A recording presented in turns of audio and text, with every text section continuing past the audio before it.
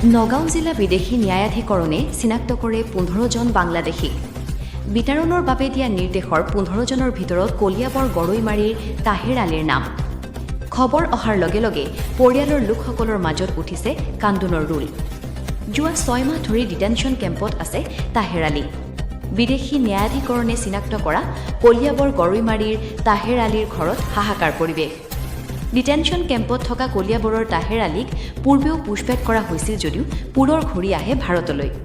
গুৱাহাটী উচ্চ ন্যায়ালয়ত তাহেৰ আলীৰ বিৰুদ্ধে গোচৰ চলি থকা বুলি জানিব পৰা গৈছে। তাহেৰ আলীক বিদেশী ঘোষণা কৰাক লৈ পৰিয়াল আৰু গাঁওবাসীৰ মাজত তীব্ৰ প্ৰতিক্ৰিয়াৰ সৃষ্টি হৈছে। ২৪ ঘণ্টাৰ ভিতৰত কলিয়াবৰ উলুৱনি থানাৰ অন্তৰ্গত গৰৈমাৰীৰ তাহেৰ আলীক বিতৰণ কৰাই নিৰ্দেশৰ বিৰুদ্ধে তীব্ৰ ক্ষোভ উজাৰিলে তাহেৰ আলীৰ পৰিয়ালৰ লোকে। তাহেৰ আলী ১৩ জন ককায়েক ভনীয়েক তথা পত্নী সন্তান বিদেশী নহয়, তেন্তে তাহেৰ আলী কেনেকৈ বিদেশী হ'ল? তাহেৰ আলী বিদেশী নহয় বুলি দাবী কৰিছে লোকজনৰ পৰিয়ালে। বিদেশী নহয়, ইয়াতে জন্মগ্ৰহণ কৰিছে। সিহঁতৰ বাই ককাই আছে আপোনাৰ ৭জন। এজন কেনেকৈ বিদেশী হ'ব? এইটো আপোনাৰ কোৰ্টত একপক্ষে ৰায় দিছে। এতিয়া আমাৰ হিমন্ত ছাৰে এইটো কিবা বিবেচনা কৰি আকৌ দেউতাক ঘূৰাই দিব লাগে। মানে নাম কি ক'লে? তাহেৰ আলী, পিতা আব্দুল হোসেন, এইখিনি জেগাৰ নাম গৰৈমাৰী থানা উলনি।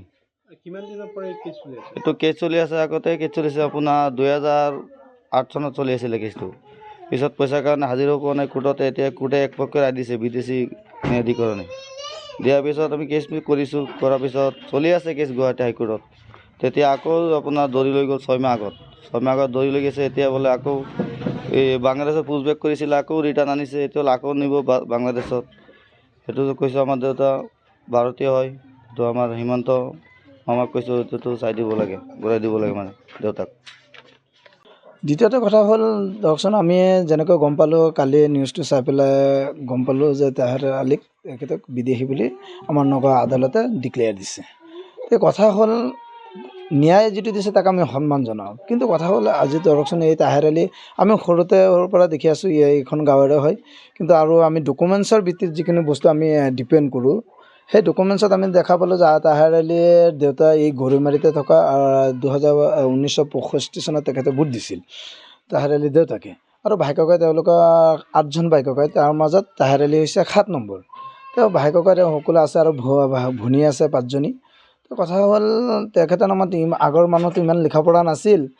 তেখেতৰ যেতিয়া নেকি কেছ এটা সন্দেহযুক্ত হিচাপে হৈছিল, আমি গম পালোঁ তেখেতে ইমান লিখা পঢ়াও নাছিল আৰু টকা পইচাৰ অভাৱৰ কাৰণে তেতিয়া মানুহ দুখীয়া পৰিয়ালৰ তেখেতে আইনৰ যেতিয়া নেকি কোৰ্টত তেখেতৰ নামত নটিচ আছিল, যাব পৰা নাছিল।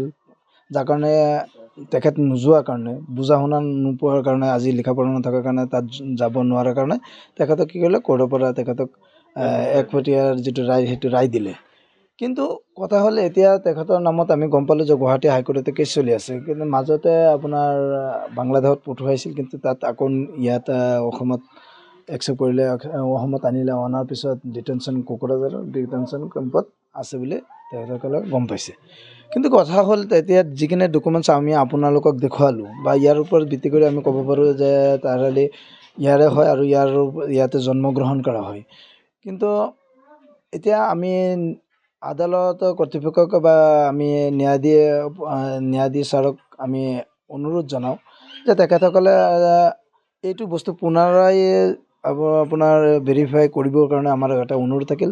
যিহেতু মানুহ ইয়াৰে হয়, স্থানীয় ৰাইজে ইয়াতে বহুতো মানুহ দেখা পাইছে আৰু ইয়াৰ মুৰব্বী মানুহবিলাকে কৈছে যে তেখেতে ইয়াতে তেওঁলোকে জন্মগ্ৰহণ কৰা দেখা পাইছে।